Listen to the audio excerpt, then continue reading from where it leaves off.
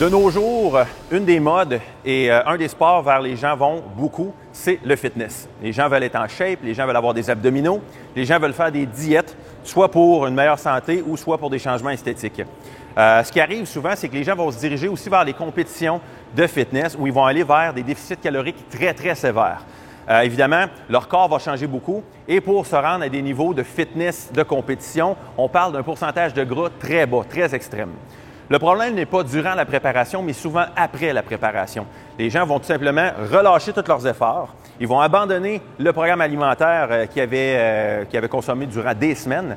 Et à ce moment-là, c'est là que les changements physiques négatifs apparaissent. Et souvent même, deviennent irrécupérables pour longtemps. Je vais vous donner des petits trucs, comment se sortir de cette situation-là rapidement.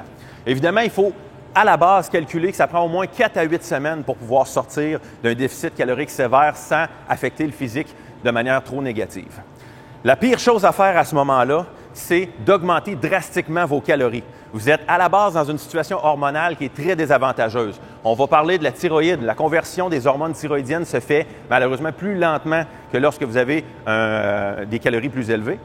Si vous avez fait une diète, exemple, qui est très, très, très restrictive en glucides, probablement aussi que vous avez développé une certaine résistance à l'insuline avec le temps. En fait, vous avez votre capacité à bien consommer ou à bien diriger les glucides après leur consommation va être réduite. Et aussi, le stress va être beaucoup élevé, donc l'hormone cortisol va être très élevé à cause d'un déficit calorique sévère et aussi probablement d'un entraînement qui est très fréquent. À ce moment-là, la meilleure solution serait de calculer 4 à 8 semaines et d'augmenter graduellement vos calories. Une suggestion que je vous fais, c'est qu'à la première semaine sortant de votre compétition ou de votre diète extrême, vous allez prendre 25 des calories que vous consommez actuellement et vous allez ajouter ça sur votre total de calories par jour. Ces calories-là doivent provenir de gras ou de glucides ou les deux. Je n'entrerai pas dans les détails du choix de ces nutriments-là, tout simplement parce que c'est un sujet d'une autre capsule et ça va trop dans les détails pour dire si on doit choisir les glucides ou les gras.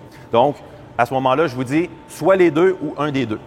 Et dans la deuxième semaine, à ce moment-là, vous diminuez de 25 la dépense calorique. Donc, à ce moment-là, ça serait tout ce qui est forme de cardio et entraînement, vous allez diminuer graduellement. Donc, on augmente pendant une semaine les calories et l'autre semaine, on diminue l'entraînement. Ça, c'est un bloc. On peut faire 4 à 8 blocs comme ça pour pouvoir arriver à nos fins. Évidemment, comment savoir si on passe d'un bloc à l'autre? Vous allez évaluer à chaque fin de semaine si vous avez gagné du poids, maintenu votre poids ou perdu du poids. Si vous avez perdu du poids ou maintenu votre poids, vous pouvez passer au prochain bloc. Si vous avez augmenté votre poids, à ce moment-là, il faut évaluer si la condition s'est améliorée ou si la condition s'est détériorée. Si la condition s'est détériorée, à ce moment-là, on va revenir une semaine en arrière. Donc, si vous aviez, exemple, retiré 25 de vos dépenses caloriques, on va remettre 25 de la dépense calorique pour s'assurer d'avoir un maintien du poids.